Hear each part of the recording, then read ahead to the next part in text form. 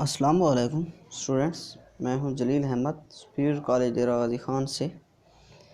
और आज हम चैप्टर नंबर 3 का लेक्चर नंबर 2 डिस्कस कर रहे हैं, जिसमें आज हमारा टॉपिक है एक्सेलरेशन।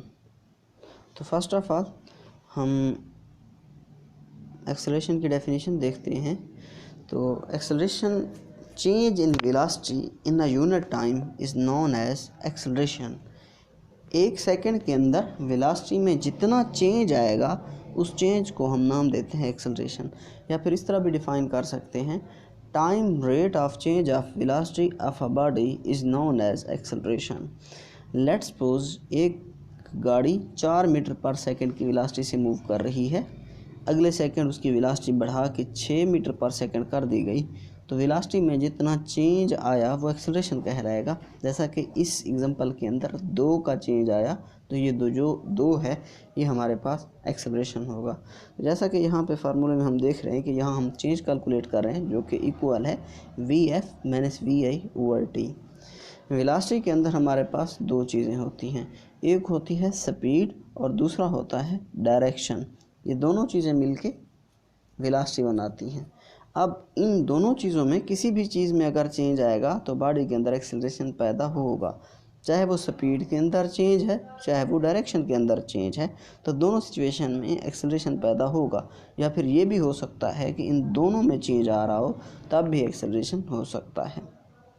तो अब ऐसी गाड़ी जो अपनी वेलोसिटी इंक्रीज़ कर रही होगी उसमें भी एक्सेलरेशन होगा, ऐसी गाड़ी जो अपनी वेलोसिटी डिक्रीज़ कर रही होगी उसमें भी एक्सेलरेशन होगा। हाँ, लेकिन जब वेलोसिटी इंक्रीज़ हो रही होगी तब एक्सेलरेशन पॉजिटिव होगा, और जब वेलोसिटी डिक्रीज़ हो रही होगी उस वक्त एक्सेलरेशन नेगेटिव होगा।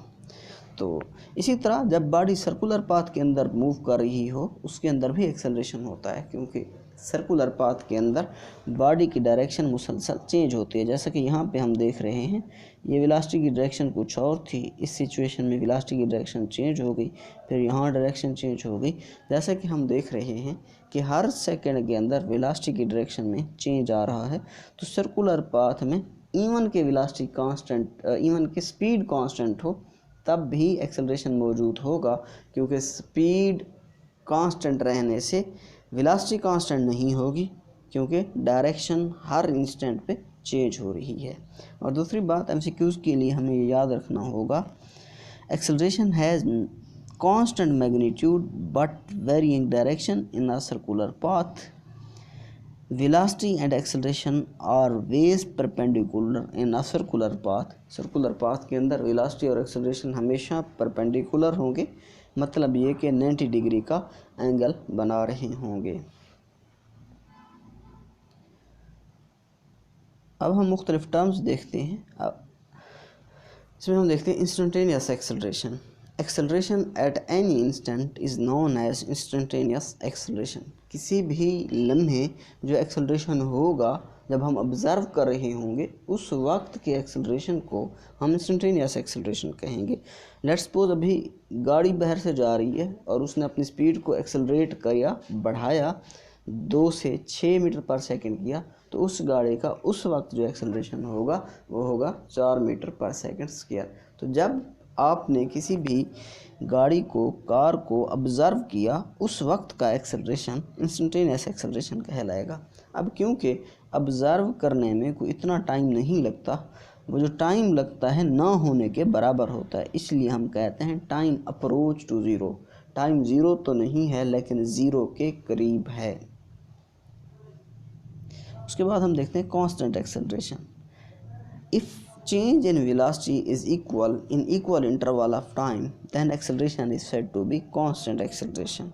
अगर कोई भी body equal interval of time के अंदर वेलोसिटी में इक्वल चेंज लाती है तो उस वक्त जो एक्सेलरेशन होगा वो होगा कांस्टेंट एक्सेलरेशन। इसकी एग्जांपल हमारे पास ग्रेविटेशनल एक्सेलरेशन की है। जब किसी बॉडी को ज़मीन के अगेंस्ट भेजेंगे तो उसमें हर सेकंड के अंदर वेलोसिटी में इक्वल चेंज आएगा।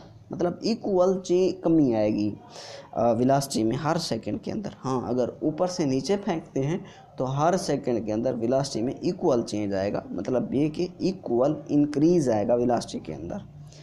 उसके बाद है वेरिएबल वेलोसिटी। अगर इक्वल इंटरवल ऑफ टाइम के अंदर वेलोसिटी में चेंज इक्वल नहीं है तब हमारे पास एक्सेलरेशन जो है वो वेरिएबल होगा। अब इससे रिलेटेड एक छोटा सा क्विज़ हम देखते हैं इसी टॉपिक से। तो पहला हमारे पास MCQs है, the body is moving with constant speed in a circular path, the acceleration is 0, constant,